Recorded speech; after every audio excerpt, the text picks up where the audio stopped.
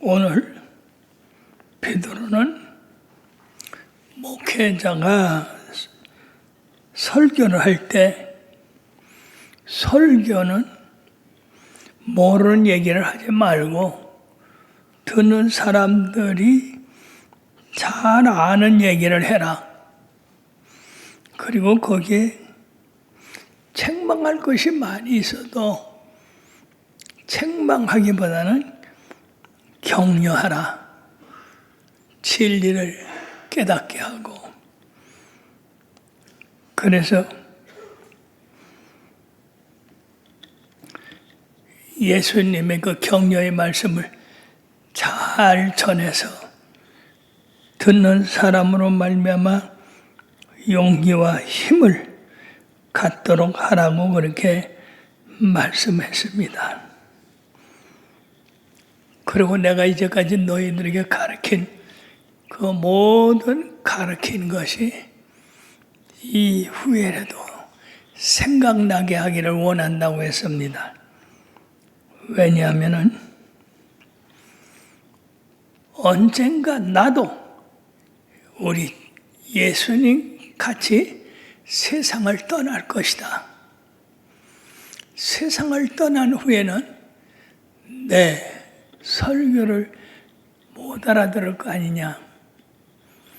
그때는 과거에 설교를 한 그 설교가 여러분들에게 지침이 될 것이기 때문에 잘 들어야 된다고 이렇게 말씀을 하면서 특히 베드로는 마태복음 7장에 예수님과 함께 변화산에서 변화된 예수님 본 그 말씀을 여기서 하고 있습니다. 나는 예수님의 변화된 모습을 직접 본 사람이다. 직접 그 소리를 들은 사람이다.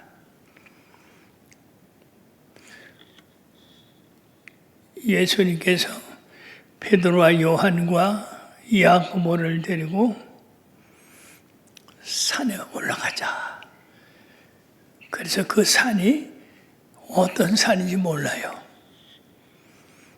다볼산인지 헐몬산인지. 왜냐하면 그 산 이름이 나와 있지 않기 때문에. 그 산에 올라가자 하시고는 그 세 제자가 산에 올라가 있을 때에 하늘에서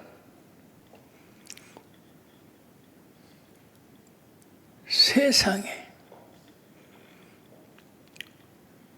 4,000년 전은 아닌 2,000년 전에 죽은 모세가 700년 전에 죽은 엘리야가 예수님 앞에 나타났어요. 이때 예수님이 변화돼서 그 옷이 휘어져 빨래하는 사람이 빨래할 수 없을 정도로 휘어졌다고 했습니다.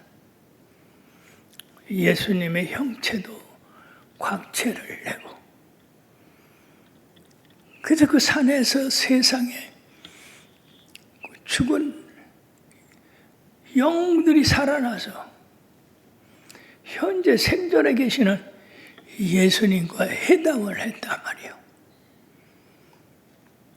그 내용이 무엇인지는 가려져 있습니다. 대개 그 당시에 이처럼 변화산에서 역사가 일어난 것은 예수님의 십자가로 인해서 어떠한 고난을 당할 것인가 이런 것에 대한 설명이 아니었나 그렇게 생각을 하고 있어요. 여러분들 한번 생각해 보세요.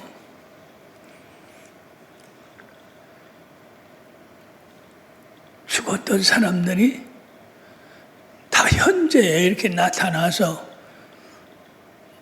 서로 말을 하고 있다. 기맥힌 일이에요. 모세는 예수님보다 1400년 전에 세상을 떠난 사람이에요.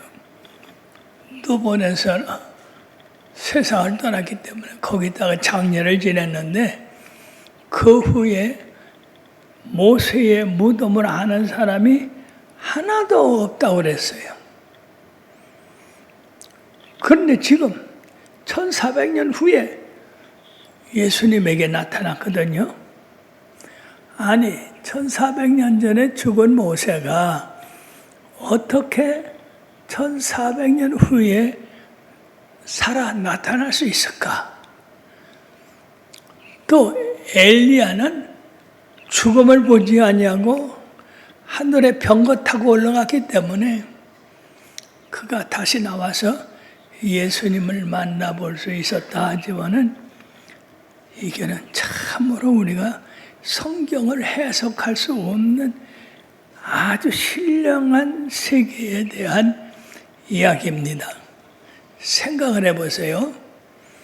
1400년 전에 죽은 모세가 나타나고 700년 전에 하늘로 올라간 엘리야가 나타나고 그래서 예수님과 함께 회를 했다고 하는 것은 이건 지상에서 아무리 연구를 하고 노력을 해도 그 일을 알아맞힐 수가 없습니다.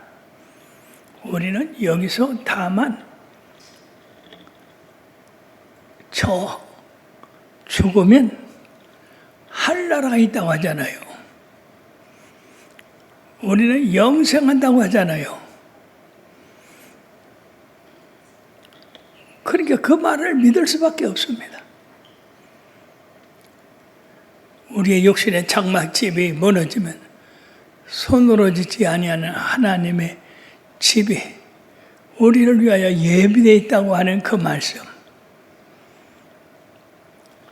이 땅에서 예수 믿고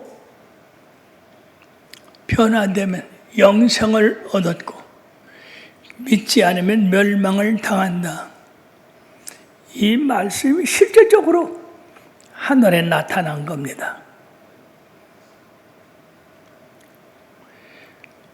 그러므로 우리들이 정신 바짝 차려야 돼요. 하늘나라가 어디 있어? 죽으면 그만이지. 근데 죽으면 이와 같은 역사가 있어요. 지옥에 들어가는 사람이 있는가, 하늘로 올라가는 사람이 있어요. 이 예수님의 변화산의 모습이야말로 우리들에게 많은 걸 가르쳐주고 있습니다.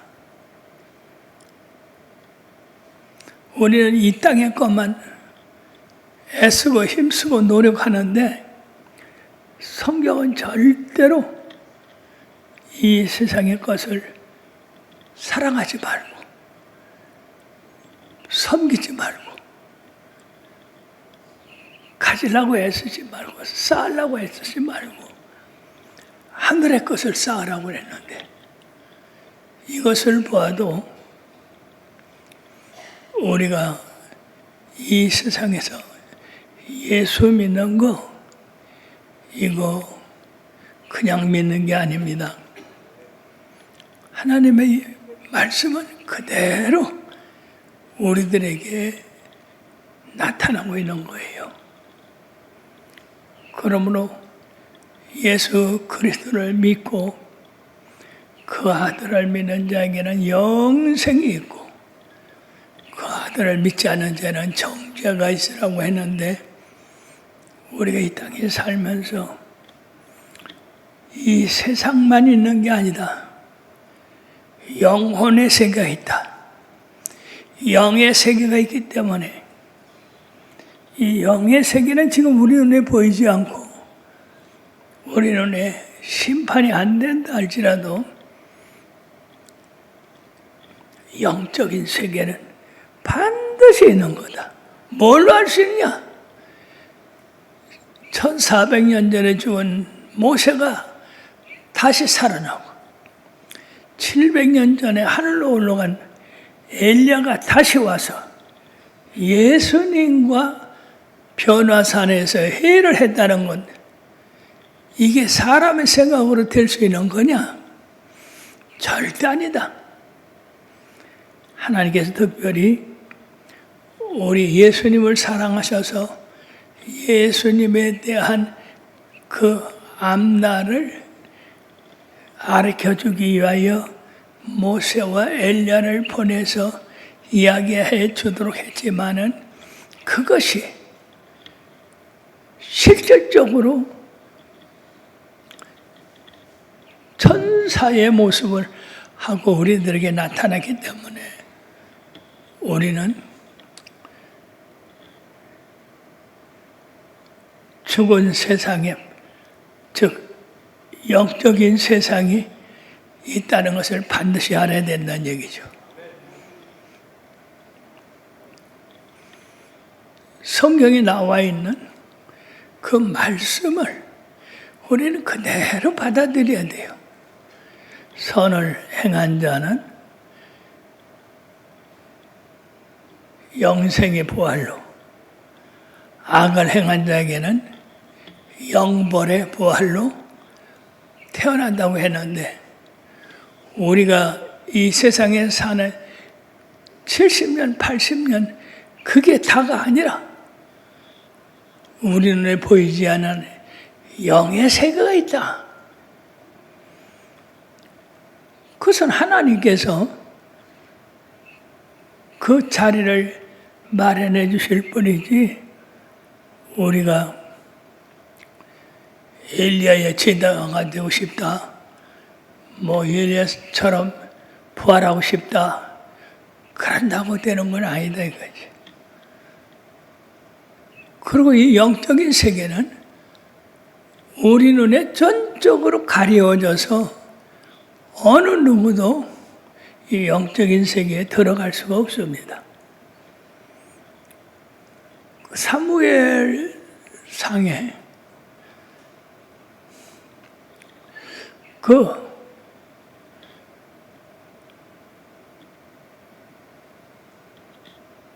사울이 다급하니까 신접한 여인을 찾아와서 사무엘 선지자를 불러냈다고 했습니다.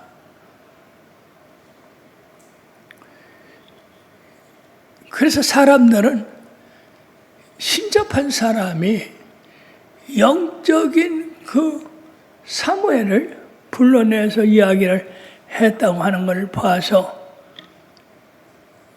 그 신접한 사람이 참 용한 사람이 아니야.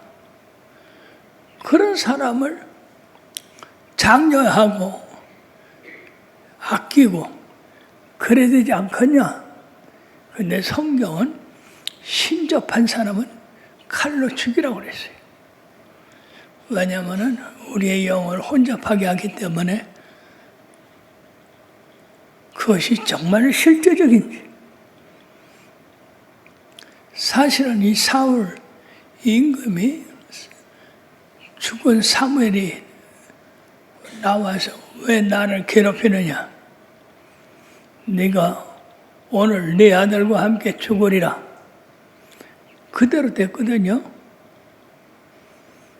그걸로 보아서 이 점치는 거, 신접한 일에 대해서 우리가 묻는 것도 그것도 거짓은 아니지 않느냐. 그런데 그것은요, 영의 세계를 건드리는 거기 때문에 우리 하나님이 절대로 금하신 것입니다. 특히 요셉 안에 무당들이 아이고 텔레비를 다 차지하고 아주 자기들끼리 즐겁게 이야기하고 있어요. 아니 어떻게 현대 문명을 가지고 있는 사람들이 그 무당들 모여놓고 그걸 갖다가 서로 형님 동생하고 뭐 누구는 왕이다 하고 별짓들 다 하고 있어요. 우리 그리스도인들은 정신 바짝 차려야 됩니다.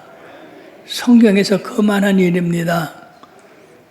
그것이 맞는다 하더라도 우리가 믿어서는 안 돼요. 왜? 하나님이 금하시기 때문에.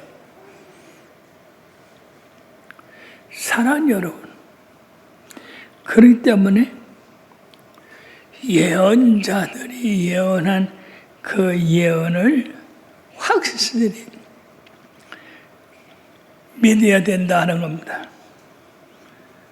왜냐하면 내가 예수님을 뵙고 예수님의 말씀을 듣고 예수님의 말씀을 확정한 사람이기 때문에 나같이 예수님의 말씀을 듣고 성경을 쓴 사람들의 그 예언에 대해서는 여러분들이 곧 믿어야 된다. 이거는 실제적인 의미가 있다. 성령님은 우리의 미래를 알아서 미래의 일을 가르쳐주고 인도하시는 분이다. 성령님이 특히 가르쳐주고 예언하고 인도하는 곳이 바로 교회다. 이거예요. 교회를 통해서 성령님께서 이렇게 역사하기 때문에 교회를 대단히 중시해야 됩니다. 교회 내에서 활동하는 그 모든 활동은 다 성령님이 예수님께서 하시는 그 일을 알기 때문에 교회를 통해서 예언을 하고 또 가르치고 여러 가지 성령의 역사가 있습니다. 이것을 통해서 우리 성도들은 바로 이것이 하나님의 성령에 의해서 교회를 지도한다 생각하시고 그 지도를 잘 받아들이고 따라야 된다는 얘기죠. 변화산에서 하늘에서 음성이 났습니다. 무슨 음성입니까? 이는 내 사랑하는 아들이요 내 기뻐하는 자라. 그 때문에 주님께서 하시는 모든 말씀은 다 하나님의 말씀이므로 우리가 그 말씀을 듣고 실천해야 된다는 겁니다. 자칫잘못하게 나는 직접 들을래. 나는 성령님 통해서 들을 게 아니라 나는 성령님이 직접 말하는 걸 들을래. 이러는 분들도 있지만은 그러나 성령님의 은사가 여러 가지거든요. 지식의 말씀의 은사, 지혜의 말씀의 은사, 병 고치는 은사, 능력 행하는 은사, 예언하는 은사, 영 분별하는 은사, 방언하는 은사, 방언하고 방언 통역하는 은사, 이런 여러 은사를 주셨어요. 그런데 이런 은사를 받은 사람이 교회 내에서 성령의 계시를 받아서 지혜의 말씀을 전하고 지식의 말씀을 전하고 그럴 때 듣는 사람들이 저거는 하나님께서 저분한테 지식과 지혜의 은사를 주셔가지고 전하는구나. 우리가 그렇게 생각을 해야 됩니다. 그렇지 아니하고 지도 성도고 나도 성도고 지도 청주종합수북의 교인이고 나도 교인이고 이렇게 생각을 하면 안 된다는 얘기죠.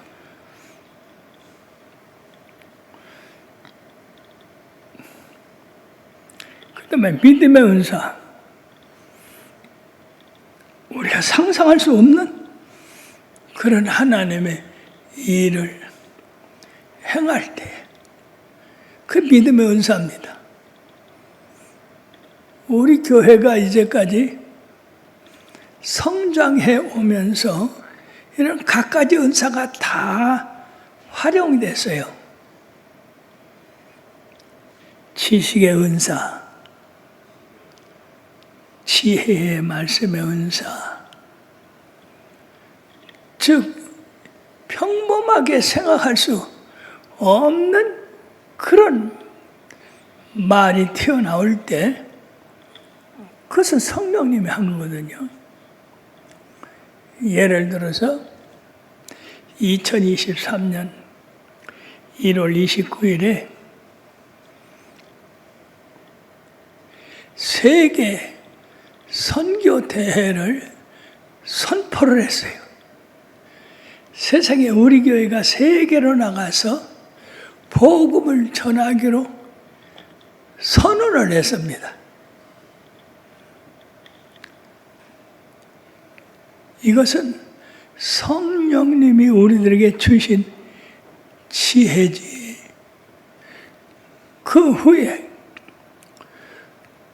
곧바로 인도네시아 성회가 열려지고 대만 성회가 열려지고 말레이시아 성회가 열려지고 이래서 지금 이 세계대회가 금년까지 일본에까지 퍼지게 됐던 겁니다. 이번 일본 대회가 10번째 세계 선교대회가 되는 거예요. 사랑하는 여러분, 이것은요 사람이 계획한 게 아니에요. 성령님이 지도자들에게 가르쳐 주시고 행하라고 하셔서 지도자들이 선언해 가지고 이것을 실천을 했더니 그대로 역사가 일어난 거예요. 세계에 흩어져 있던 우리 한번 상상을 해보세요. 그때 모여들었던 주의 종들을 우리 교회로 불러들인다고 합시다. 비행기가 아마 모자랄 거예요. 숙소가 모자랄 거예요. 그러나 그 지역에서 특히 제일 첫 번에 한 인도네시아 성에 호텔을 빌려서 목사님들을 그 호텔로 인도에서 먹이고 재우고 그러고 말씀을 전파하고 그것을 시작으로 해서 세상의 오세아니아까지 가는 데마다 놀라운 성령님의 역사가 있었습니다. 이게 다 사람이 계획한 게 아니라 성령님께서 우리 교회를 통해서 세계로 복음을 전가하고 여호와의 길을 세우기 위해서 이 일을 행하신 것입니다. 25년 전에 여호와의 길을 세우라 하실 때는 그 의미를 잘 몰랐어요. 어떻게 하는지도 몰랐어요. 그런데 이제 20년이 차니까 그것이 어떤 것인지를 알게 하고 바로 여호와의 길을 세우는 것이 우리의 목표가 되고 우리의 갈 길이 되어서 계속해서 온 세계에 여호와의 길을 세우라고 이렇게 외치고 있는 겁니다. 여호와의 권위를 높이고 여호와의 이름을 높이는 것, 이것이 여호와의 길을 세우는 거예요. 우리가 해야 할 일을 하는 겁니다. 근데 사람들은 여호와의 길을 세우기보다는 인간적인 그런 세상적인 자기들의 일을 높이는 겁니다. 동성연애, 동성결혼, WCC 이것들은 다 인간적인 생각에서 나온 것들이에요. 그러므로 우리는 주님 오실 때까지 끝까지 점도 없고 흠도 없이 주님 앞에 나아가면 바로 여호와 길을 세우라. 이 말씀을 개인은 가정에서, 직장인들은 직장에서, 단체는 단체에서, 교회는 교회에서 이것을 지켜나가야 됩니다. 그럴 때 하나님이 우리에게 복을 주시고, 성경에 보면은요, 혼합된 교회가 있어요.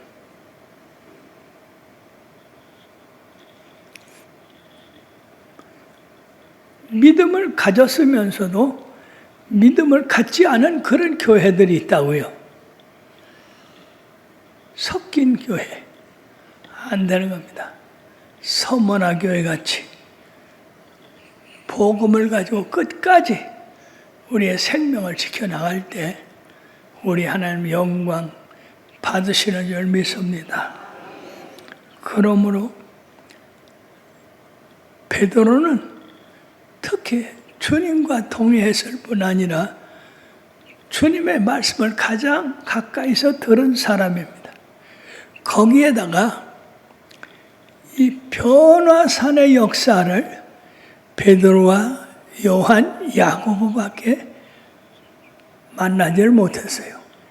야고보는 일찍 돌아가셨기 때문에 그만두고 사도 요한과 베드로는 하늘의 영광 본 것을 기록하고 있어요. 그렇기 때문에 우리들은 이 말씀이 보통 말씀이 아니다. 정신 바짝 차리고 예언자들의 예언을 그대로 받아들여서 예수 잘 믿어 영광 돌리며 사는 자녀들 되기를 주의 이름으로 축원합니다. 기도합시다.